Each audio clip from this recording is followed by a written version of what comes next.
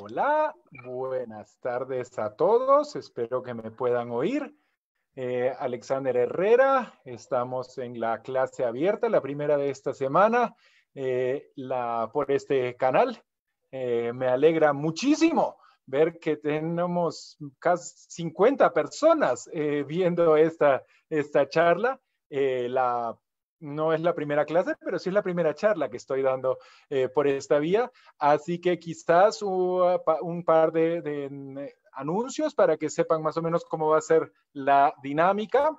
A mí me gusta que sea dialógico, es un poco difícil, gracias a los que tengan el micrófono cerrado. Quienes quieran intervenir, por favor, gracias, algunos ya lo están haciendo, saludando por el chat. Allí va a estar Paula y Germán, que nos están acompañando. Muchas gracias a ellos por ayudarnos a solucionar todos los temitas que teníamos. Douglas, veo a Douglas, qué bueno, desde Perú.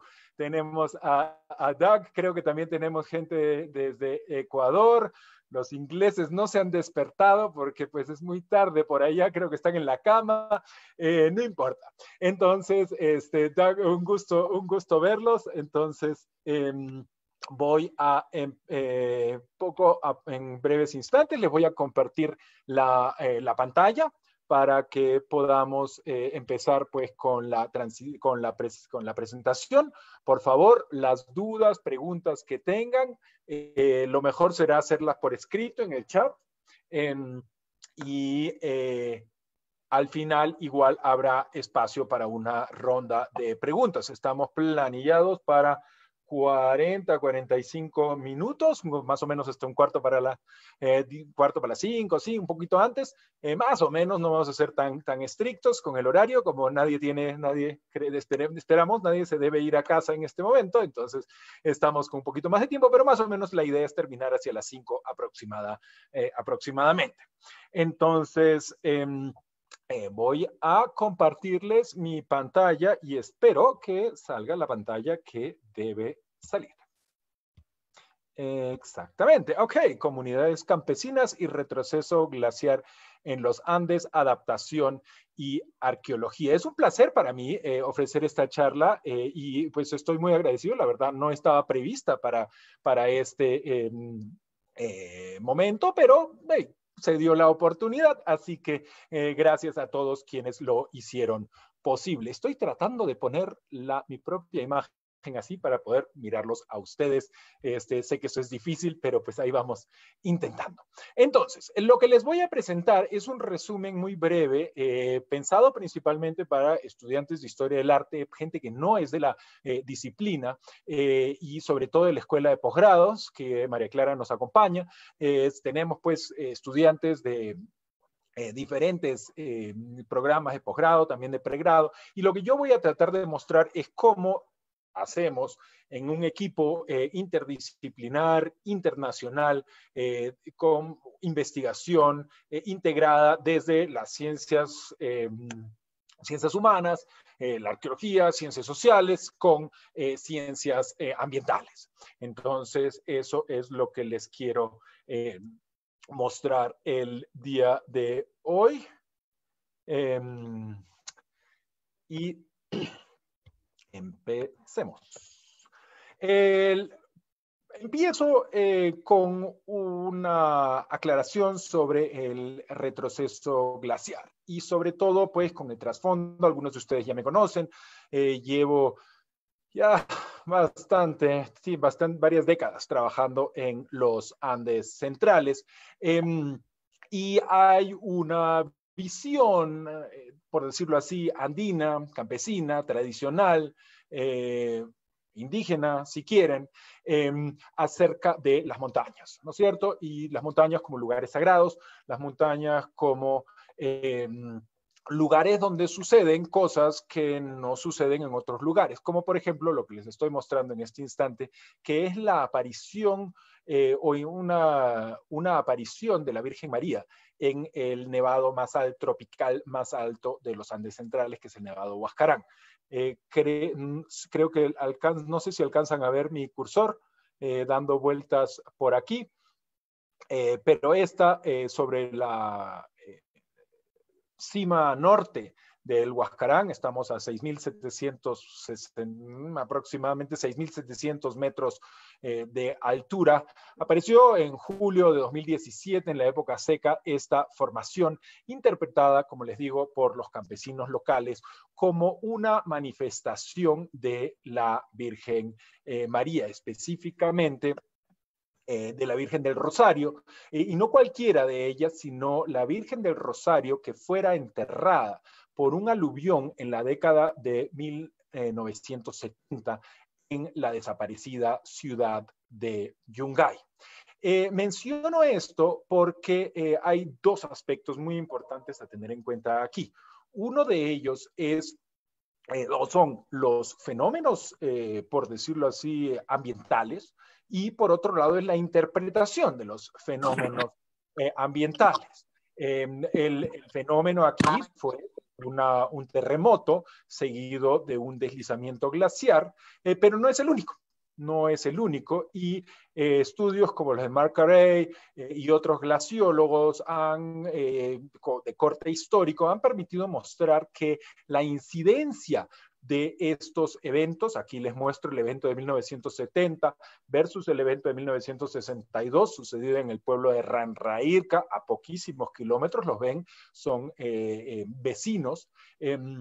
Estos tipos de eventos son interpretados en la literatura antropológica como una evidencia de las montañas hambrientas, ¿no es cierto? Las montañas hambrientas que comen seres humanos, pero en el caso de en la Virgen del Rosario, lo que está sucediendo, o lo que parece estar sucediendo, estudios antropológicos preliminares, es que los flujos de agua o los cursos subterráneos de agua de alguna manera han permitido a la Virgen enterrada, sepultada por el hielo del nevado, pasar por debajo de la tierra y nuevamente tomar su lugar en la parte más alta de la cordillera. Esto es algo muy inquietante para los campesinos, o sea, esa es la interpretación que me fue dada en julio del 2017 en las cercanías del pueblo de Mancos.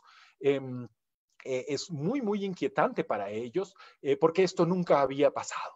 Eso es textual, tal cual. Esto nunca había pasado. Han sucedido deslizamientos, han sucedido sí, aluviones como este, no estoy mencionando el de la ciudad de Huaraz, que Steven Wegner y otros han estudiado, pero como les digo, hay una incidencia de que estos fenómenos masivos se están se están repitiendo.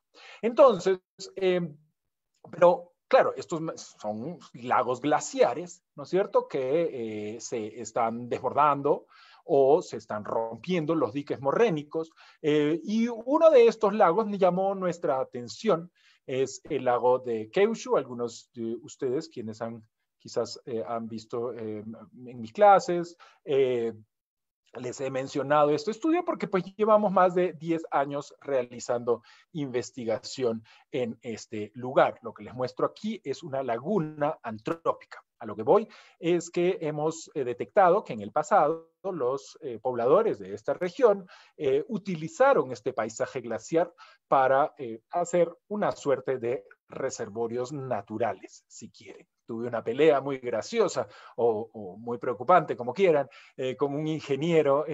Hoy afortunadamente ya no está con el ministerio, así que quizás es gracioso, hoy en su momento no lo fue, acerca de la posibilidad de construir un enorme muro, aquí más o menos aquí, ¿no es cierto?, para cerrar nuevamente el dique morrénico y hacer un gran reservorio revestido de cemento. A lo cual yo le expliqué que eso sería buenísimo para nosotros los arqueólogos, porque no es frecuente poder hacer arqueología subacuática a 3.500 metros de altura sobre el nivel del mar. Frunció el ceño y se fue un poco molesto pensando pues que la arqueología no sirve para nada. La arqueología no sirve para atender los retos desprendidos del cambio climático, no sirve para atender las necesidades de alimentación básica de la población, la arqueología y la historia del arte prehispánico, mucho menos. Lo que yo quiero mostrar el día de hoy es que sí lo hace, y no solamente porque el emplazamiento en el paisaje de la arquitectura monumental nos permite entender la forma de comprender y de relacionarse con el paisaje, sino también porque tenemos un problema muy serio, y es que el mal manejo de los recursos hidráulicos, aquí sí, pueden ver claramente cómo el desbordamiento de la laguna pues inunda el sitio arqueológico.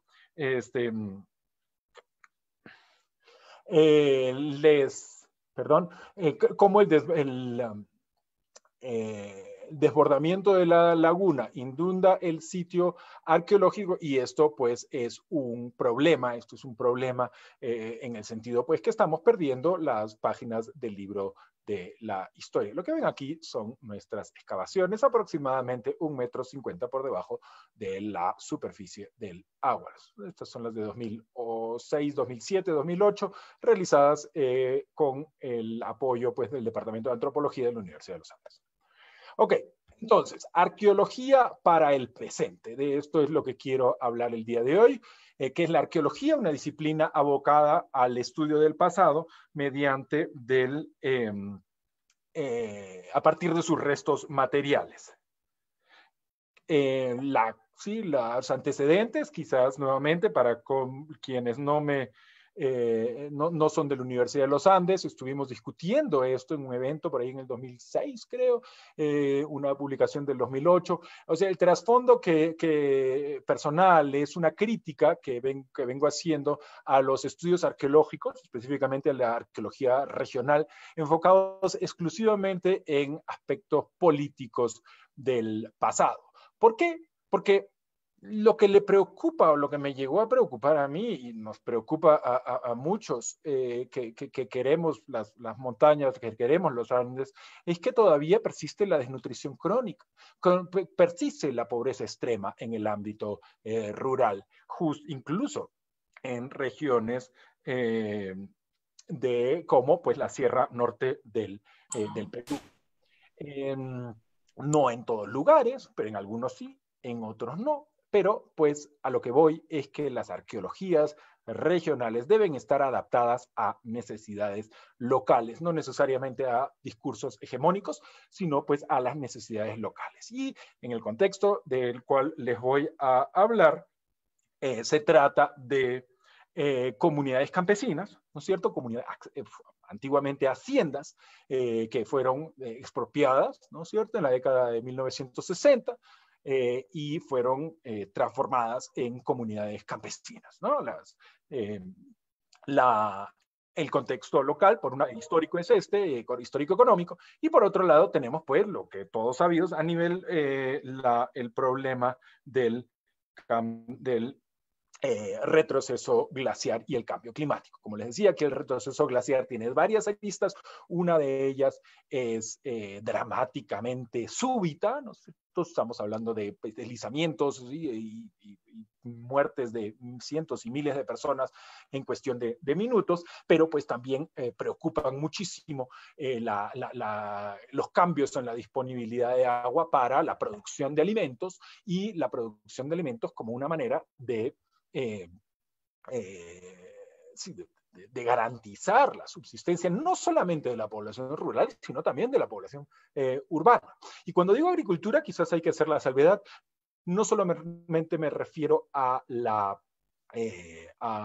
siembra, ¿sí?, a la siembra y cosecha, sino también me refiero al pastoreo.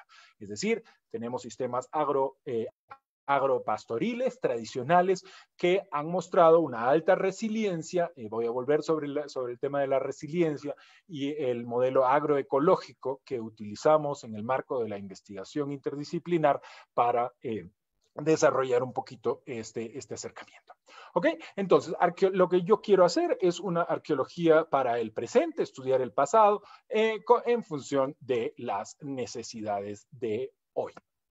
Esto es muy distinto a el contexto en el cual surge la noción de arte prehispánico, la noción de arte prehispánico, mejor dicho, el vínculo entre objetos del pasado y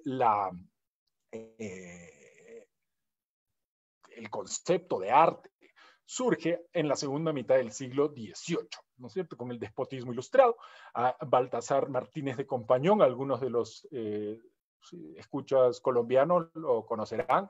El famoso obispo falleció aquí en Bogotá, este fue su última morada. Encontramos parte de los manuscritos del Trujillo del Perú en la Biblioteca Nacional. Al parecer, pues los que nos mandó, al parecer,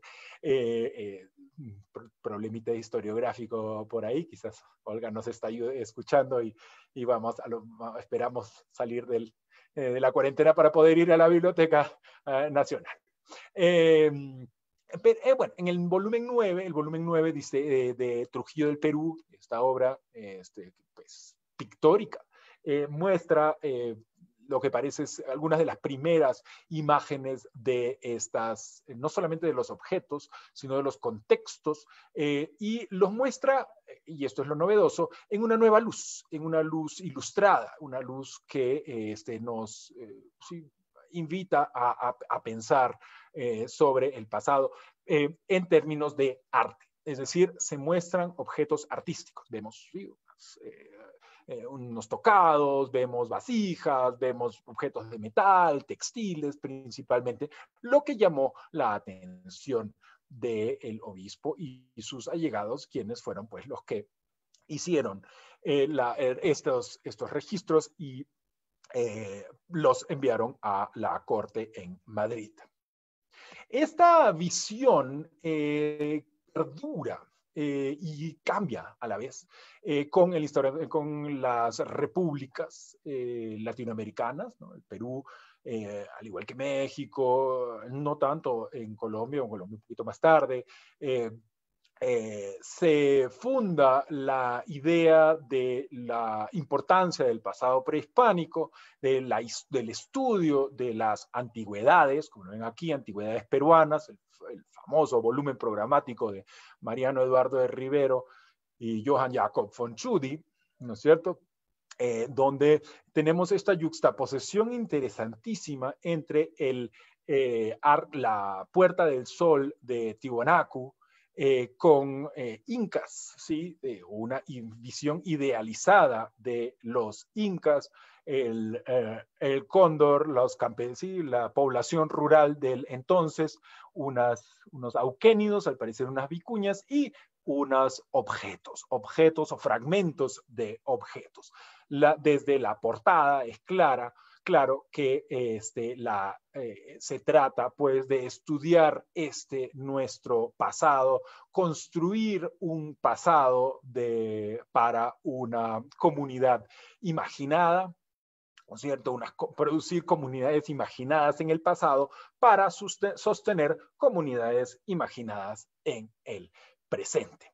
Y eso es justamente algo con lo que quiero romper, o lo que queremos cambiar un poquito y analizar a la vez. Y les muestro cómo lo voy a hacer en los media horita, que creo que más los 40 minutitos que tengo para eso. Sí, el contexto geográfico ya se los había mencionado.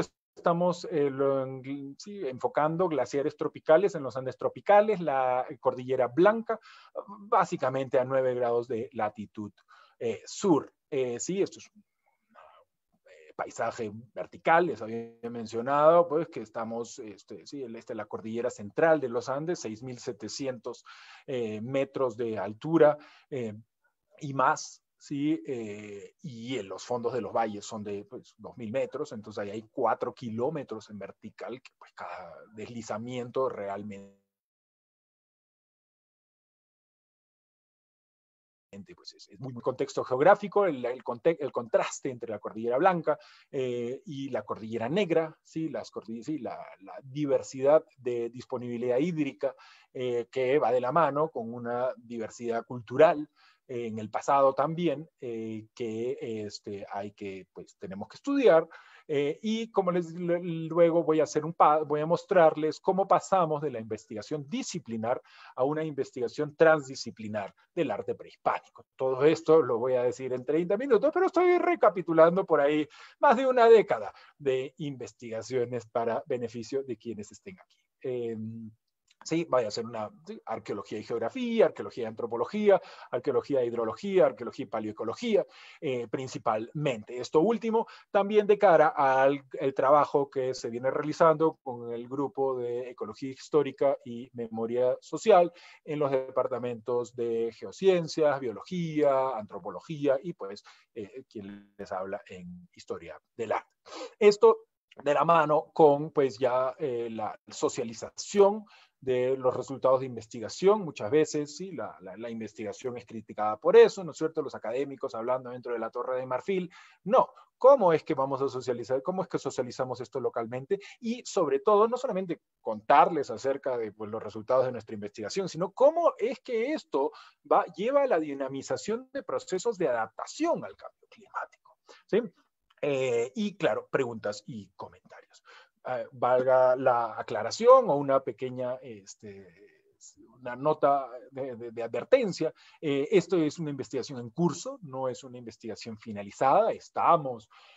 Acabamos de escuchar de una propuesta de financiamiento que ha sido postergada. La decisión ha sido postergada por razones que pues, se pueden imaginar.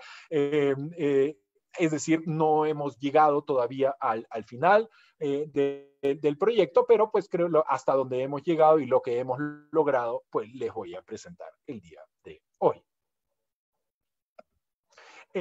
Sí, aquí el contraste, les decía, Cordillera Blanca, los nevados, una enorme masa de agua congelada disponible para la agricultura, para el riego, el riego. Muchos colombianos se olvidan de que como acá llueve tanto, en la mayoría de partes del mundo es necesario regar los campos para asegurar las cosechas en mayor o menor medida, en algunos años más, en algunos años menos, algunas plantas necesitan más agua que otras. Todo eso es muy fácil mientras haya agua. El contraste en el paisaje de la cordillera de los Andes centrales en esta zona es muy fuerte, en el sentido que tenemos una cordillera, la cordillera central, con glaciares, como les digo, de casi 7.000 metros de altura, y pegada al oeste la cordillera negra, que es pues donde no hay glaciares. Hay registros históricos de glaciares, muy interesantes, glaciares subterráneos, pero estos glaciares ya no están. Es decir, allí la disponibilidad de agua es realmente un problema crítico. Y como les decía, aquí unos ejemplos de simple y llanamente la cerámica, ¿sí?, que encontramos en colecciones locales en la cordillera negra a mano izquierda y la cordillera blanca a mano derecha. Esta no es una selección representativa, ni mucho menos, simple y llanamente es lo que nosotros encontramos y creo que se logra ver a primera vista de que estamos pues ante cosas muy distintas. ¿Sí? Cosas muy distintas, sí, son de épocas distintas, pero también para las mismas épocas son distintas. Es decir, hay al parecer, una distinción en el paisaje que va de la mano con una distinción muy clara en la cultura material. Y llamo la atención quizás sobre algunos de estos animalitos por acá, que parecen ser lagartos o lagartijas, al igual que las serpientes, reptiles, que son pues también muy conocidos como bioindicadores de la humedad del suelo y sobre todo el comportamiento del agua por debajo del suelo. El manejo de la napa freática es quizás uno de los grandes logros de la tecnología prehispánica. Pero bueno, acá es simple. Y esto sobre el comentario sobre la imagen del lado izquierdo. Esto es una gran novedad. Esto ya está listo, ya está para salir, para entrar al horno de la publicación. Uy, caramba, perdón. Y a mano derecha creo que alcanzan a ver una serie de vasijas recuperadas durante la construcción de una iglesia. ¿Sí? Es decir, la iglesia evidentemente fue construida sobre un lugar sagrado, un lugar de importancia, en este caso, pues, en los siglos 4 a siglo 10 después de Cristo aproximadamente. ¿Sí? Esto es algo recurrente en los Andes, ¿sí? El mantenimiento de lugares sagrados prehispánicos o su transformación, quizás mejor dicho, ¿sí? Por los cultos cristianos, obviamente, de la mano con procesos de extirpación de idolatrías. Pero bueno, vamos a... Ahora sí. Entonces, lo que hicimos inicialmente, bueno, quizás acá les muestro el lago de Kyushu para que nos ubiquemos, perdón, la que les había mostrado anteriormente. Aquí lo vemos en una fotografía de Hans Kinzel. Entonces vemos cómo el sitio arqueológico en el cual realizamos una serie de investigaciones que les voy a presentar algunos ejemplos, algunas cositas en breve, se ubica en torno a este lago, ¿sí? Este lago, como les digo, un lago antrópico que se nutre de esta montaña, que se conoce con el nombre de Nevado Wandoy, pero el Nevado Wandoy es el nombre castellano, el nombre quechua es el nombre Tulpa Raju. Raju es el glaciar o la montaña con glaciares y Tulpa es el fogón. Y si ven la foto pueden más o menos darse cuenta por qué aquí podría un gigante poner una gran olla. ¿Qué gigante pone una olla encima de un glaciar? Pues es nuevamente desde la antropología, ¿sí? Conocemos que la inversión del orden es muchas veces asociada con los mundos de lo divino, el mundo de lo divino, el mundo de lo sobrenatural. Es decir, lo que tendríamos aquí es el ámbito de las deidades, el ámbito de lo sacro, en el cual el hielo es como fuego, ¿sí? Y las montañas, los picos nevados son pues el lugar donde se coloca la olla cósmica. Pues quizás tenemos, sí, quizás empezando con el trabajo interdisciplinar antropológico que antecede el proyecto actual, sabemos pues que una deidad prehispánica llamada Achique, aparece con recurrencia en los mitos, en las tradiciones orales, ¿sí? En las narrativas. Una de las narrativas más largas en el quechua de esta región es la narrativa de la Chique, y lo que he propuesto ya en varias ocasiones es que pues este Tulpa Raju, este nevado, es el fogón de la diosa caída Achique. El dios cristiano la castiga y la manda a caer del cielo, pero esa es otra historia. Digamos, vamos con los antecedentes locales, arqueológicos, pues tenía arqueología en el título, así que vamos con los antecedentes de la arqueología. Y casualmente, dos de nuestros ancestros locales, por decirlo así, son alemanes, varios más, pero uno de ellos, Ernst Middendorf, que es un médico alemán, uno de los, un all-rounder, ¿no?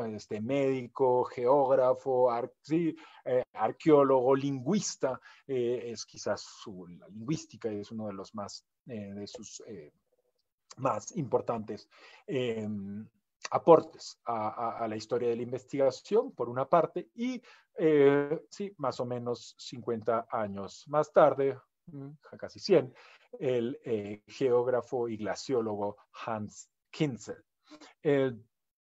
Middendorf, por su parte, fue uno de los primeros en ver en los valles de Casma y Nepeña arquitectura que luego pasará a ser llamada megalítica, arquitectura de piedra de grandes dimensiones. Aquí el sitio de Paredones, y sí, llamar la atención sobre artefactos muy antiguos, artefactos de piedra muy antiguos. Aquí unos morteros también del Valle de Nepeña, pero del sitio de Puncurí, excavados por Julio C. Tello. Mientras Middendorf estuvo enfocado en los valles costeños, Hans Kinzel, como montañista y glaciólogo, pues estuvo enfocado en la sierra. Y él mostró allí, tiene una serie de fotografías de estas tumbas colectivas o chulpas que vemos en la parte inferior derecha. Sí, Paredones, un gran templo, y Middendorf es el primero que propone ya hacia 1870 la posibilidad o la hipótesis de que tenemos que interpretar este tipo de arquitectura megalítica en la costa de la mano con arquitectura megalítica en la sierra.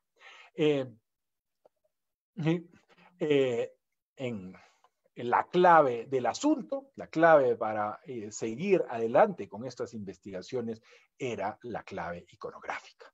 La clave iconográfica, los grabados, las formas de las vasijas, etcétera, etcétera. Por ejemplo, también los grabados en estos morteros, que fueron identificados muy prontamente con Chavín de Wanter. Ya voy a volver sobre Chavín de Wanter, pero solamente para que se hagan una idea del impacto de la arqueología. Aquí pueden ver el escudo de armas de la Municipalidad Provincial de Moro, donde se encuentra el sitio de Paredones, y aquí pueden ver en la parte inferior derecha la portada de Paredones, pues como un símbolo de identidad para la institución, sí, la autoridad local. Ahora bien, Julio C. Tello es quien toma la batuta, pues, o toma las hipótesis de Middendorf y realiza con el apoyo de la Universidad Nacional Mayor de San Marcos dos expediciones, una en el 1919, otra en 1937, excavaciones, investigaciones, aquí una reconstrucción de la escultura del felino de Puncurí. Lamento la resolución, no sé qué pasó por allá en el Valle de Nepeña, y en el lado izquierdo me encanta mostrar esta imagen porque pues por ahí es uno de los primeros hallazgos que investigué personalmente, la estela de Yauya, ubicada justamente en el poblado de Yauya, a básicamente 2 cordilleras y media de camino del primero. ¿No es cierto? Entonces, la investigación con Julio C. Tello, a quien vemos por aquí abajo, el padre de la arqueología peruana, es que la investigación de procesos regionales desde una perspectiva política se toma forma y domina la discusión a lo largo del siglo XX y pues hasta la actualidad. Recordemos, Chavín de Wanter es patrimonio cultural de la humanidad y pues recibe una buena cantidad de visitantes todos los años. Okay. Solamente para mostrar, para llamar su atención sobre la importancia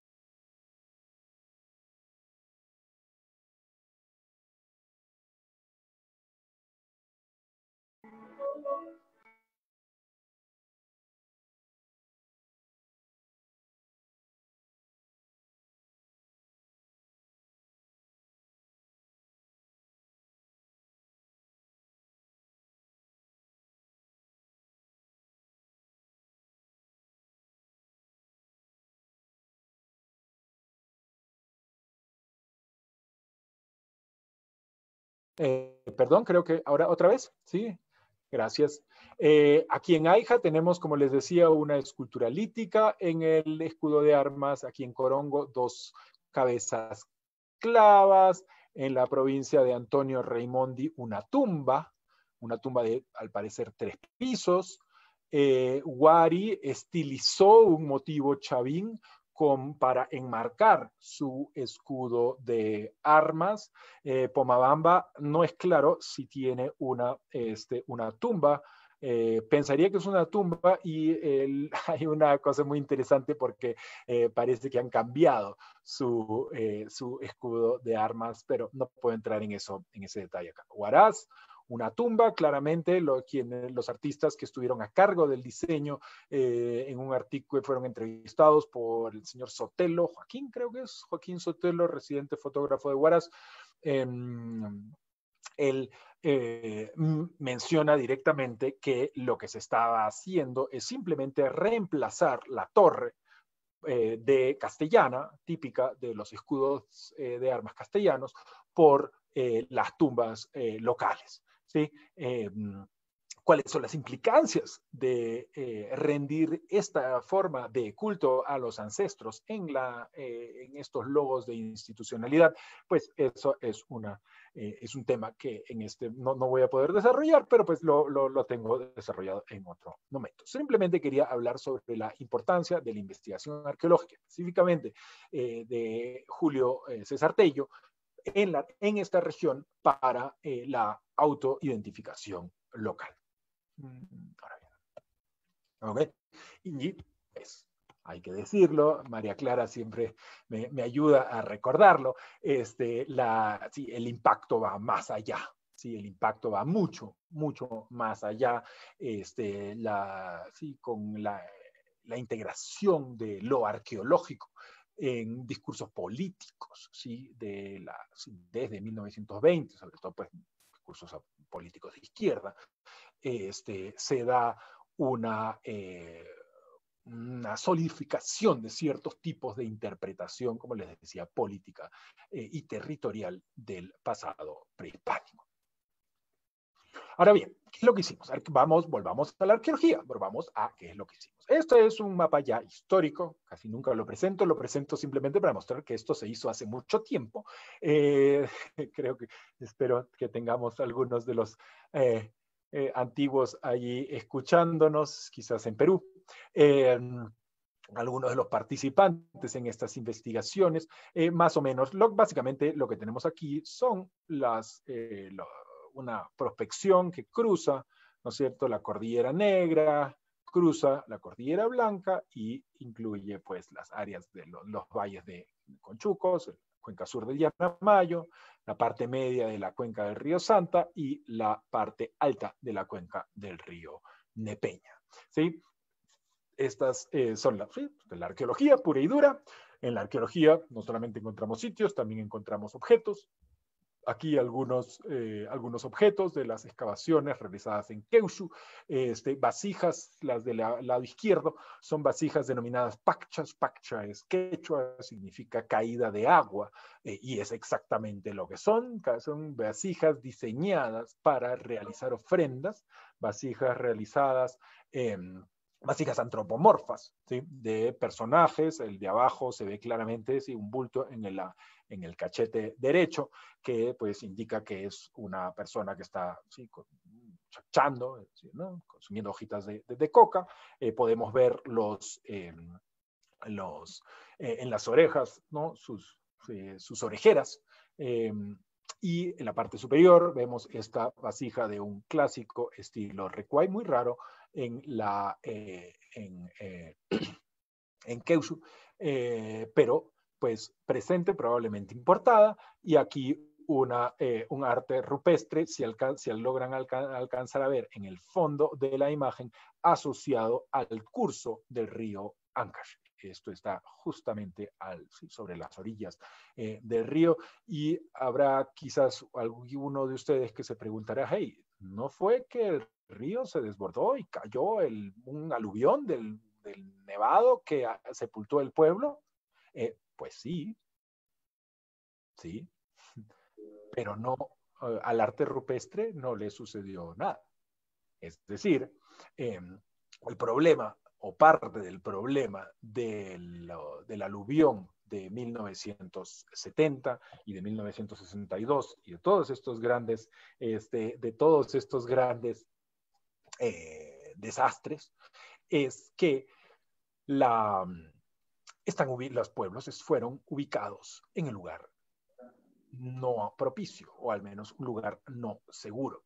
¿Sí? ¿Esto por qué? Porque durante la reubicación forzosa de la población acaecida en la década de 1570, ¿sí? Con las famosas reducciones, ¿sí? Cuando se obligó a las poblaciones a concentrarse alrededor de pueblos fundados a la usanza española en torno a a plazas en el centro del valle, no se previeron riesgos que hoy pues han dado mucho que lamentar. Bueno, no solo hoy, a lo largo de los últimos siglos. Es más, en esta imagen que les muestro, uno de los sitios arqueológicos más grandes que encontramos en esta prospección, aproximadamente 200 hectáreas, 194 hectáreas, algo por ahí es la zona. Pueden observar uno de estas, un deslizamiento, no con hielo, sino un deslizamiento de tierra, un huaico, ocasionado, que está a la derecha del montículo central, ¿cierto? Hacia el norte en este caso, que proviene del colapso del sistema de riego, ¿sí? Colapso parcial del sistema de riego, y tengo la sospecha de que ahí hay parte del proceso de reubicación de la población en los fondos de valle fue de la mano con destrucción intencional de sistemas de riego. Tengo que investigar la historia del padre Cano, que es quien fue el principal extirpador de idolatrías en esta región. Sí, aquí para que les nuevamente algunas de las tumbas, lo que les estoy mostrando aquí, esta es arquitectura mortuoria en la parte alta del sitio de Auquismarca o Pueblo Viejo. Auquis, ¿sí? Los antiguos, los abuelitos, los ancestros, bravos ellos, ¿sí?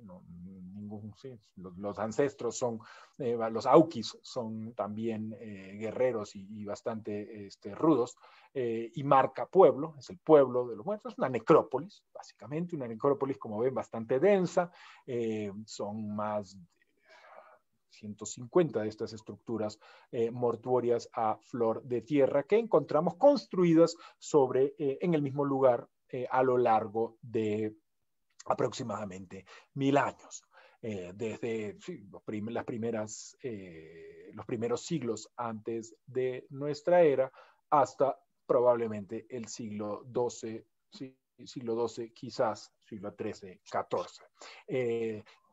Hay que añadir que hay evidencia de uso colonial de algunas de estas estructuras. Es decir, hay una larga continuidad en el culto de los ancestros en estas tumbas colectivas y una agregación de tumbas colectivas. ¿Dónde? En las cabeceras de cuencas. Aquí simplemente para mostrarles uno de los patios, ¿sí? Donde probablemente es que se utilizaban las vasijas que acabamos de ver, donde se realizan los bailes, donde se realizan las ceremonias de culto a los ancestros. ¿Sí? Aquí algunos ejemplos mejor conservados, como les decía, la gran mayoría de estas tumbas han sido destruidas intencionalmente, todas han sido saqueadas, absolutamente todas, y pues aquí parece que se les acabó el tiempo o las fuerzas. En todo caso, creo que es claro que la evidencia iconográfica de la cerámica nos da una indicación de dónde estaban las esculturas líticas que fueron concentradas por algunos de los padres, como Soriano Infante, en el Museo Regional de Huaraz, originalmente, y es exactamente en asociación con algunas de estas tumbas. Podemos ver una vasija, ¿sí? Bajo lo que yo interpreto como una tumba del tipo que ven atrás, que llamamos tumbas tipo dolmen, con dos personajes probablemente femeninos y vivos, ¿sí? O vivas, ¿sí? Que le estarían pues rindiendo alguna forma de homenaje o culto pues a este ancestro aquí monumentalizado en esta vasija del Museo etnológico de la ciudad de Berlín. ¿Okay? Entonces, volviendo a Keushu, tenemos, ¿sí? Los elementos clave en el paisaje, el glaciar, el lago antrópico. Digo antrópico, ¿por qué? Porque no se llenaría de agua si no fuese por un canal de derivación que permite captar las aguas del Nevado y repartirlas en la cuenca del río Ancash. Y lo que encontramos, ¿sí?, a lo largo de estas investigaciones es que hay una correlación entre la distribución de las tumbas, las tumbas colectivas, sobre todo las chulpas, como la que ven en primer plano, y lugares claves en el paisaje hidráulico, ¿sí? En lugares clave como pues las cabeceras de cuenca, como aquí los canales intervalle.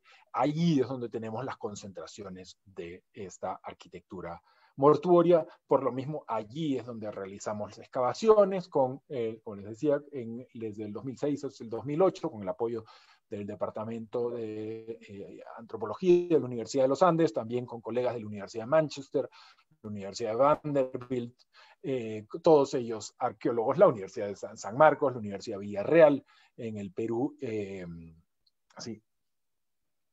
Y nuevamente los paralelos iconográficos de, ¿sí?, la colección del Museo Etnológico de Berlín para los tipos de arquitectura que estamos encontrando. Interesante, para que no, sí, para quiero llamar su atención sobre el detalle, esta también es una pacha. Es una vasija con un pico, ¿sí?, es una botella, ¿sí?, modelada como una escena, una escena dentro de un espacio arquitectónico, pero funcionalmente esto es una botella. Y el líquido que uno sí, ingresa por la boca, está pensado para salir por esta vertedera, ¿sí? De tal manera que todo el edificio se convierte en un instrumento para la ofrenda. Y es interesante notar, por ejemplo, aquí en la foto, en el lado inferior derecho, que debajo de un acceso clausurado, quizás los arqueólogos lo ven, algunos quizás no lo ven, quizás hay una sutura en el muro y asociada a ella hay un canal, ¿sí? No voy a entrar ahora en detalle en esos, en uso, función y cronología de ese canal, ni de la estructura, ni mucho menos, pero sí hay unos paralelos estructurales muy interesantes entre las representaciones en cerámica y la arquitectura, que pues vale la pena estudiar. Aquí pues tengo que mostrarlos porque pues esto es nuestro hallazgo principal, nuestro hallazgo fuera de serie, son 3 trompetas de cerámica en forma de caracol que encontramos en el edificio que les acabo de mostrar, en ese pequeño recinto a mano izquierda, depositados intencionalmente. ¿Y por qué? Porque pues, el proyecto estaba enfocado en tecnología y simbolismo del agua. Y el simbolismo del agua nos llevó a un simbolismo acústico. Simbolismo acústico, los sonidos de trompetas de caracol que en Chavín, por ejemplo, en 1000, 2000 antes de Cristo son básicamente todas de concha marina. A partir de los primeros siglos antes de nuestra era, comienzan a aparecer en cerámica y para la época, a partir de los 200, 400 después de nuestra era, se dispara la producción de este tipo de instrumentos. Lo que tenemos acá es la contraparte, es la destrucción intencional y la deposición intencional de estos instrumentos. Para quienes no son ceramistas, esto es de lo más complejo que hay en términos de ensamblaje cerámico para todos los periodos en toda la región. ¿Okay? Solamente para que lo tengan eso en claro. Y tenemos nuevamente evidencia iconográfica de que esto es interpretado por personajes de alto rango, también al parecer por deidades. No encontré la foto de la Yapaec con su Guayaquepa, pero aquí tenemos a un dignatario, moche, con su dispuesto a tocar pues la trompeta de caracol Huayla Quepa. Huayla, estamos en el callejón de Huaylas, Huayla Quepa, pienso que hay una conexión. No voy a entrar en eso en este momento. Más bien voy a tratar de adelantar hacia el... Uy, ya estamos la hora está corriendo. Va a pasar a la época inca, ¿no es cierto? La importancia de las trompetas aquí en el primer Nueva Crónica y Buen Gobierno de Huamán Poma de Ayala, y la importancia, pues, de la agricultura entre los incas. A lo que estoy tratando de realizar aquí es un vínculo entre la interpretación del instrumento, el mantenimiento del sistema de riego y la interpretación el simbolismo del agua. ¿Okay? En resumen, este es nuestro último, nuestra última síntesis, digamos así, arqueológica, netamente arqueológica, de la distribución de las tumbas. En la parte central superior ven unos loguitos que son las tumbas, la distribución de las tumbas, el tamaño dice cuántas son. Estas no son tumbas, son necrópolis, la distribución de las necrópolis.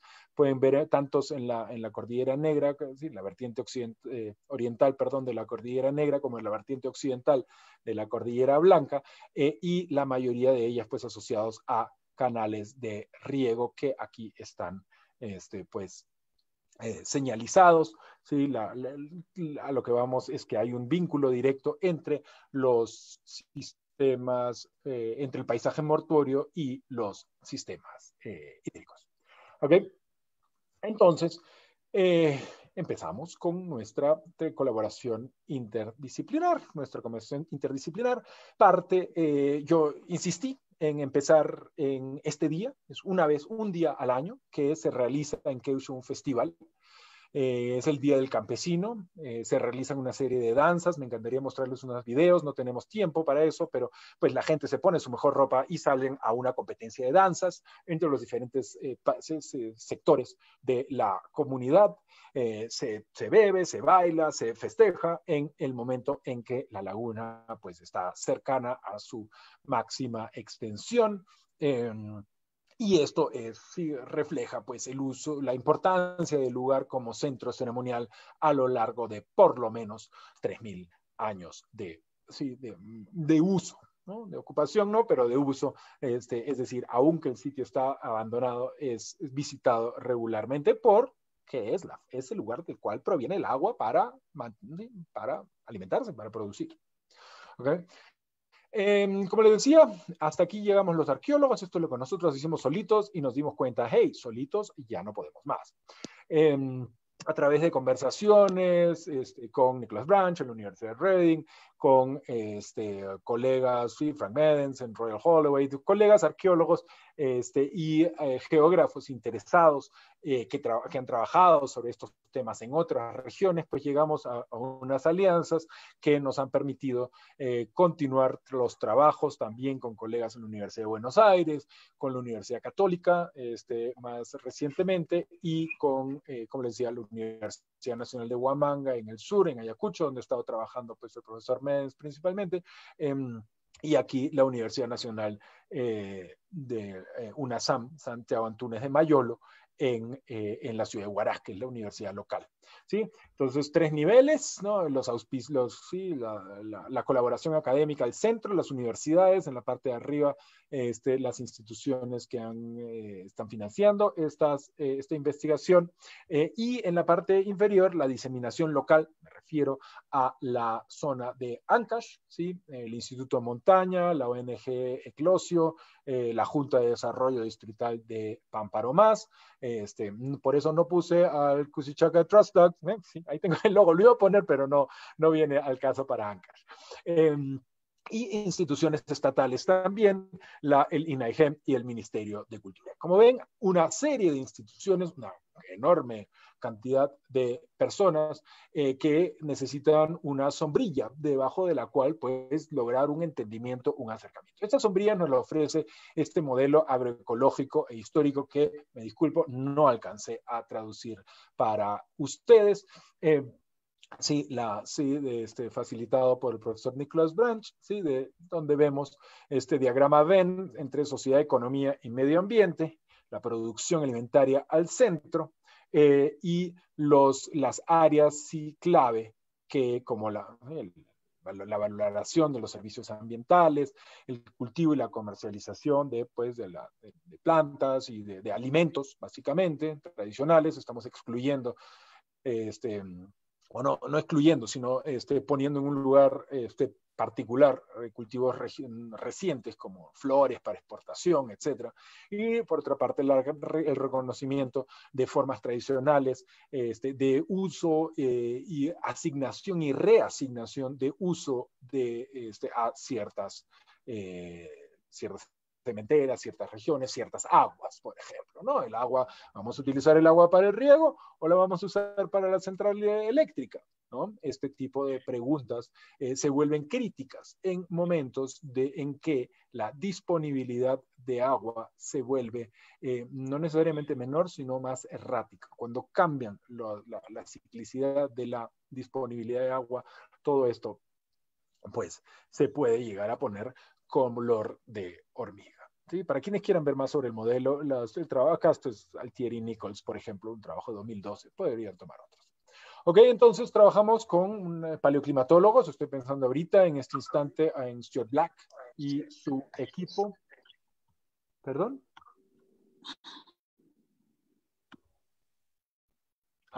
Ok, entonces tengo acá paleoclimatología, una reseña de Saninelli et al. En la Universidad de Buenos Aires sobre cambios climáticos, solamente para ponerles en claro que ya tenemos una serie de proyecciones donde los datos históricos de diferentes fuentes han sido integrados para producir pues unas proyecciones acerca de dónde va a haber más humedad, dónde va a haber menos y cómo es que esto va a afectar a las poblaciones locales. Todo esto a nivel continental.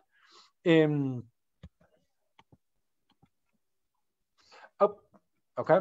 Para los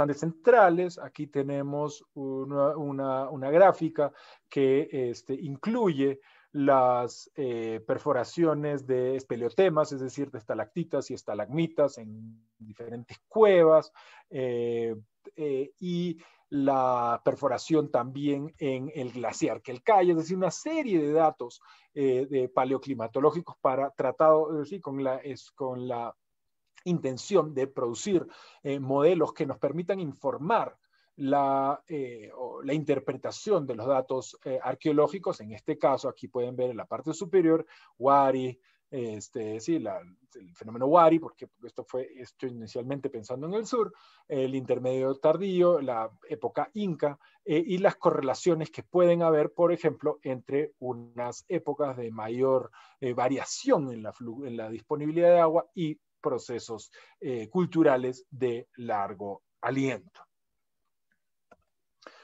Paleoecología, aquí Huarca.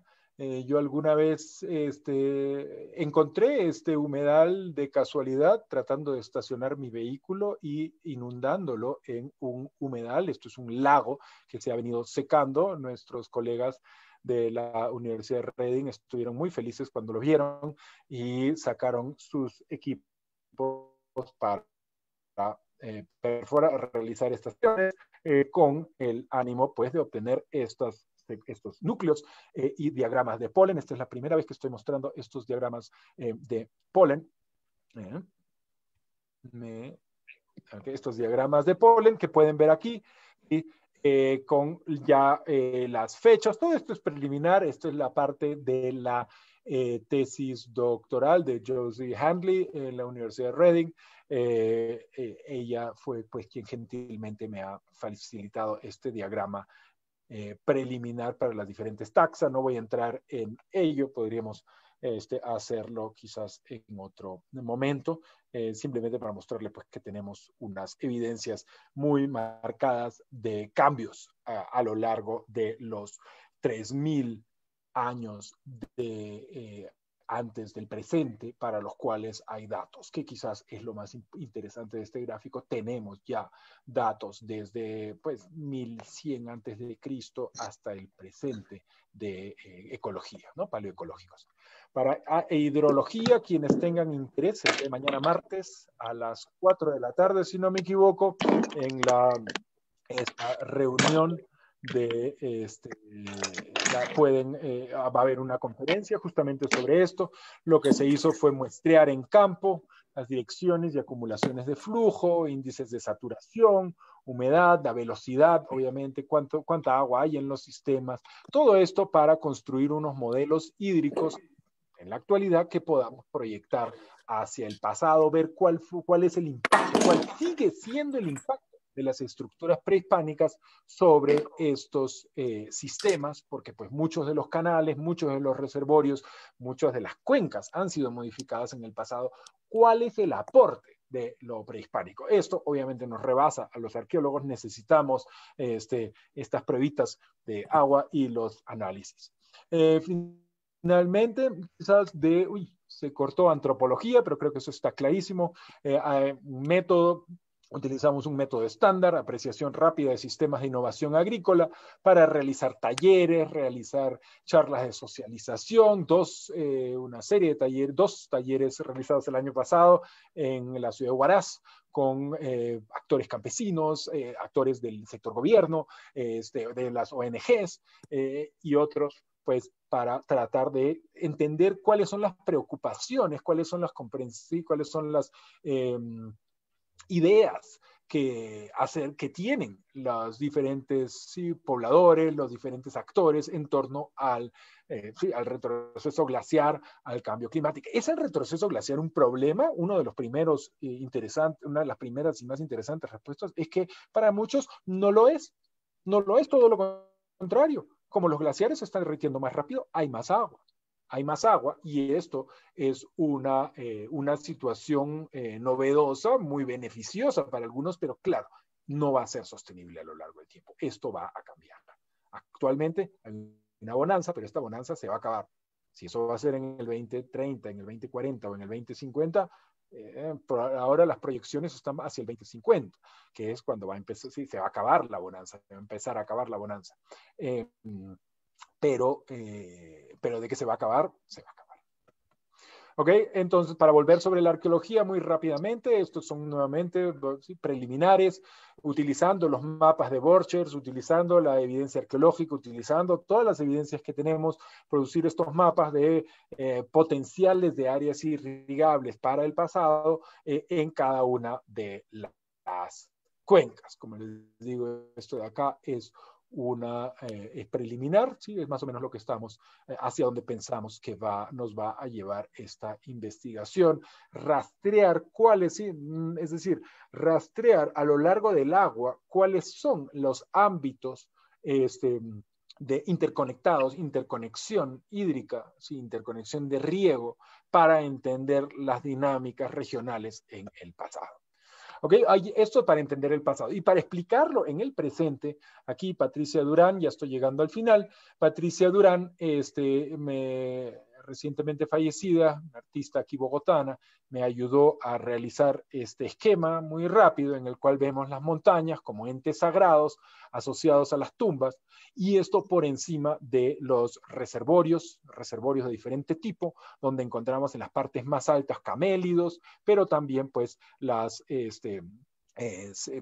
cultivos de papa, en la parte más baja cultivos de maíz, etcétera, más o menos para tratar de explicar qué es lo que estamos haciendo y cuál es la importancia, por ejemplo, de lugares hoy abandonados, como aquí Ocopampa, ¿sí? Ocopampa, pueden ver en la parte posterior un canal de concreto que ya no filtra, y entonces el sistema prehispánico ya no funciona, al igual que esta retroexcavadora y este camión tampoco funcionan, son basura, ¿sí? Quedaron ahí botados porque no se mueve, creo que hasta le han sacado el motor.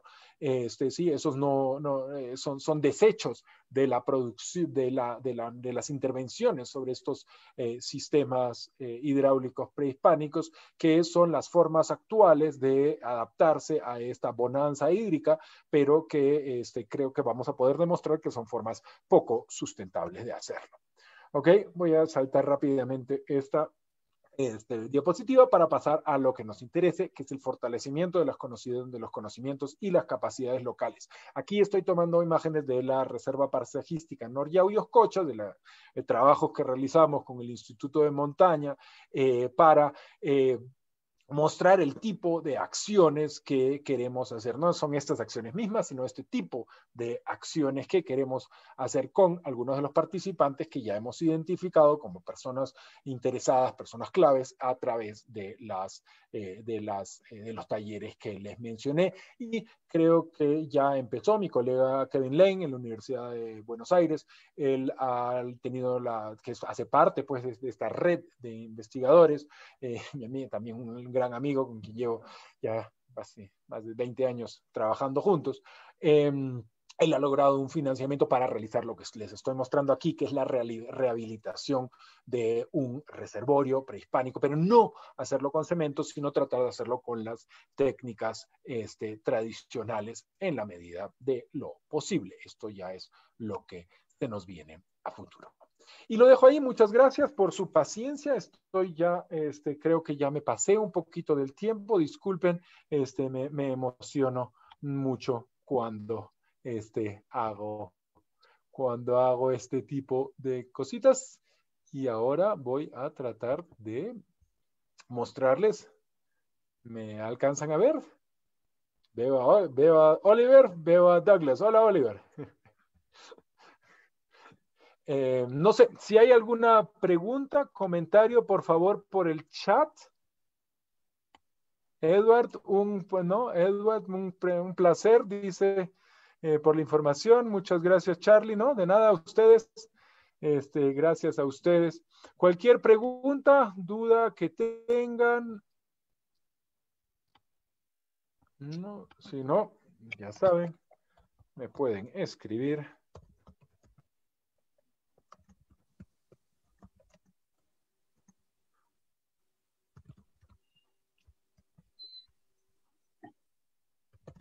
Alex, Charlie Novoa pregunta, ¿cómo ha sido el contacto con las comunidades para realizar este trabajo?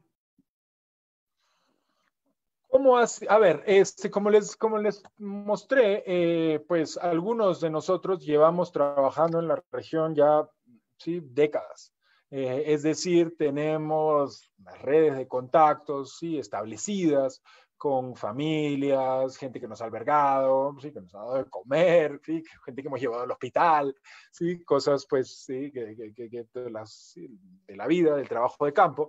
Y es a partir de esas redes sociales individuales que hemos empezado a tejer. Eso por una parte. Por otra parte, realizamos invitaciones abiertas, que venga quien quiera, a preguntar, a hacer observaciones, etcétera.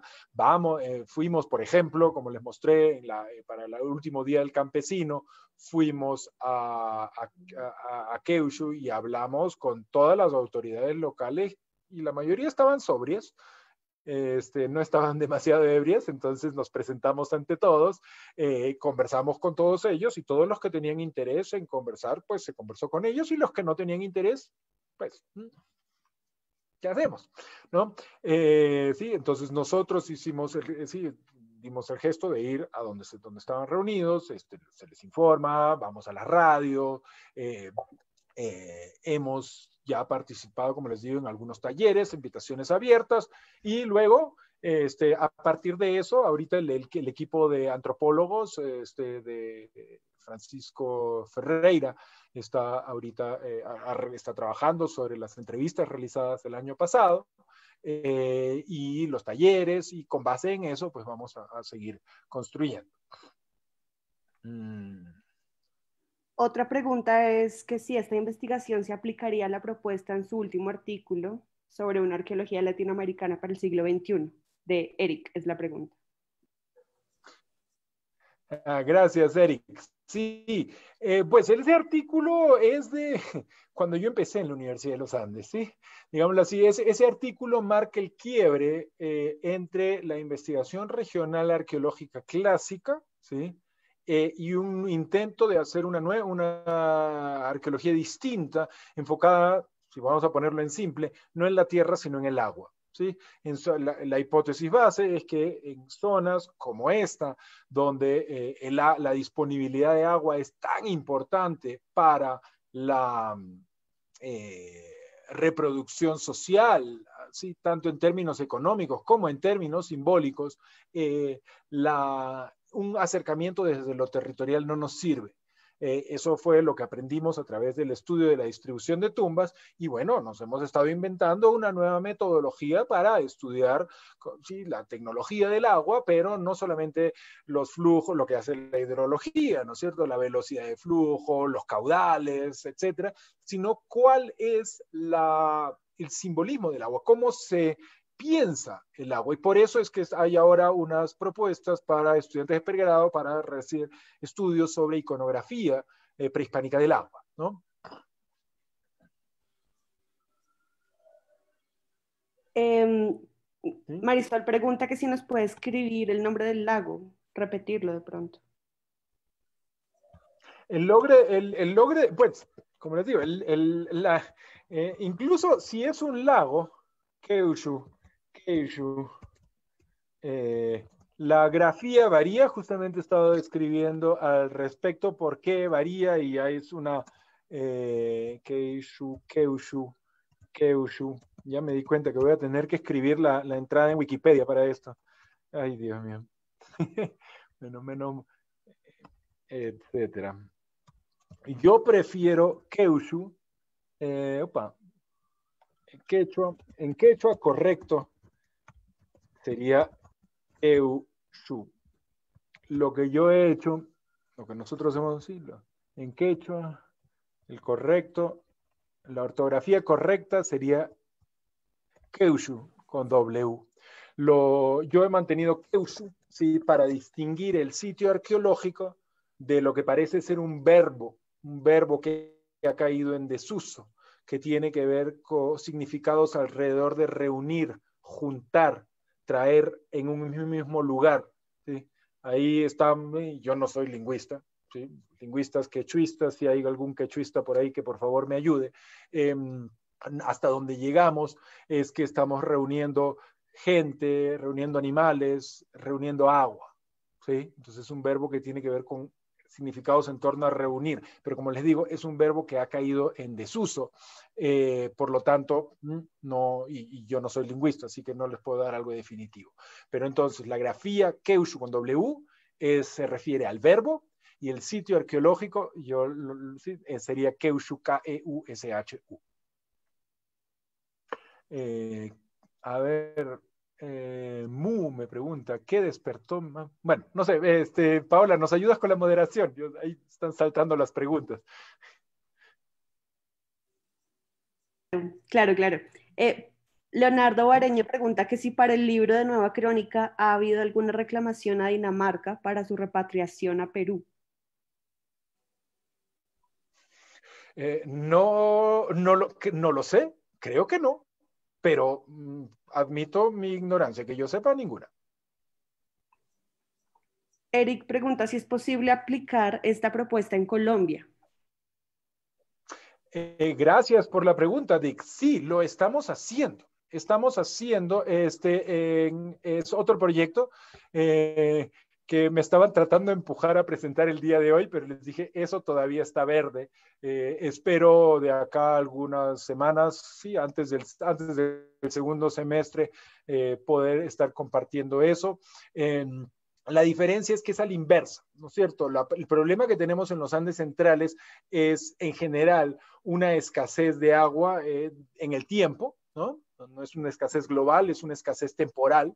En las regiones, en Colombia, por lo general, lo que tenemos es algo al revés. Lo que tenemos es un exceso de agua. Entonces, hay que reemplazar riego por drenaje, ¿ok? Y enfocando drenajes, he estado ya de varios años visitando la zona del Valle Sibundoy, donde hubo un proyecto de drenaje en el siglo XX, sí, a lo largo del siglo XX, que probablemente sea pues uno de los crímenes ecológicos más grandes de la historia reciente de Colombia, que es pues el desecamiento del lago de Sibundoy. La evidencia disponible sugiere algo un poquito más pequeño que la Cocha, pero no mucho, ¿sí? Sí, que ha sido desecado para propiciar el ganado, ¿no? Para el pastoreo de ganado, principalmente. Este enorme proyecto de reclamación de tierras está construido sobre el supuesto que no es posible el usufructo de estas tierras sin drenar este paisaje. El proyecto que estamos iniciando, recién iniciando, parte de la evidencia arqueológica para terrazas de cultivo alrededor de buena parte del antiguo lago de Sibundoy, y lo que queremos hacer es demostrar que hay agricultura intensiva a lo largo de décadas, siglos, milenios, no sabemos, en torno al lago de Sibundoy. Las complejidades son otras, porque la geología es otra, porque el paisaje es distinto, como digo, no solamente por la disponibilidad de agua, sino también por la injerencia que tienen en esa zona de los Andes los volcanes, la actividad volcánica, ¿no? Y el trabajo con el Grupo de Ecología Histórica y Memoria Social va a construir sobre los avances que se están teniendo sobre el volcán Doña Juana, también por ahí en La Cruz y otros municipios de Nariño y, pues, como les digo, Putumayo. Pero eso es todavía, por favor, téngame paciencia unas semanas. Acosta 141 quiere saber si han habido cambios en la apreciación de los canales en Keушú entre 2008 y hoy, sobre todo después de la instalación del canal de cemento. Gracias, Diana. Hola, desde Alemania. Wow, qué maravilla. Sí, el sistema hidráulico de Keuşu fue intervenido, al igual que muchos otros, en la primera década del siglo XXI, modernizado, mejorado, ¿no? Es más, esa modernización afectó el trabajo de campo negativamente. Y el año pasado llegaron a haber protestas muy airadas de campesinos porque el caudal ha crecido tanto, porque el deshielo ha ido en aumento, que no da abasto. ¿Okay? El canal estaba diseñado para incrementar la velocidad, tanto el caudal como la velocidad de flujo. Pero lo que ha sucedido, la velocidad con la que está, se está sacando agua, está rebasando las capacidades de los canales de cemento, por una parte. Por otra parte, está dañando aquellas porciones, que son la mayoría, de los trazos de los canales que no son de cemento, los tradicionales, los antiguos, los que tienen cientos, miles de años, ¿sí? Se están dañando justo en la interfaz del cemento con los canales tradicionales. Es alguna observación muy buena que logró hacer el hidrólogo Andrew Wade.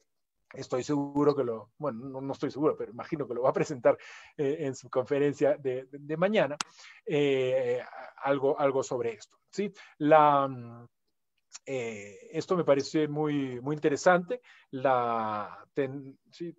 Tenerlo en cuenta que algunos de los cambios, estas intervenciones a los sistemas de riego de las últimas décadas no duran, ¿sí? Y por ahí empezó, por ahí vi en el chat que me preguntaban el inicio de mi fascinación por la arqueología. Quizás para enfocarlo un poquito más y enfocarlo en este tema puntual, mi fascinación por los sistemas de riego antiguos nace precisamente de que en uno de los primeros días de trabajo, de mi primer trabajo de campo, estoy hablando del año 96, ¿sí? Yo encontré un canal de cemento botado, ¿sí? Que era un rasgo arqueológico que yo no registré por considerarlo, sí, arqueología demasiado reciente, ¿sí? Me arrepiento y siempre cuento la historia, la anécdota, porque lo debí registrar. Es una evidencia arqueológica. Será de cemento, pero es arqueológico, ¿sí? Y es evidencia de sistemas que no funcionaron, ¿sí? Y al parecer tenemos el mismo problema con los sistemas de Keuşu. No es tan grave, porque en general funciona, pero el problema no es el cemento, el problema no es el fierro, el problema es que la institución de los guardianes del agua se ha caído, ¿sí? El problema no es, o sea, la parte técnica no se limita a lo material. Y sí, como arqueólogos somos muy conscientes de ello. Al parecer más conscientes que los ingenieros que asesoran a la Municipalidad Provincial de Yungay.